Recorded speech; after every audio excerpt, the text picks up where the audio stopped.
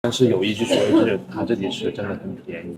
东京新宿红灯一条街发现了一家烧鸟店，便宜又好吃。看完视频你们就知道有多值了。为今天干杯！上路，在线问一下你们啊，这是干嘛的？你们知道吗？今晚运气挺好的，我们约了个烧鸟，去到那老板说10点还有个档期，让我们预约了，所以一会儿我们就能吃上了。就是这家，具体的地址给你们放这的，然后你们可以在谷歌上面预约就行了。看吃啥？你对，你的，来2个，我感觉这个很好吃。这个肉，来一个蔬菜，整点蔬菜。这个行。辣椒，这是什么？感觉很好吃的样子。这个吧， 3样东西。先吃这个。下单。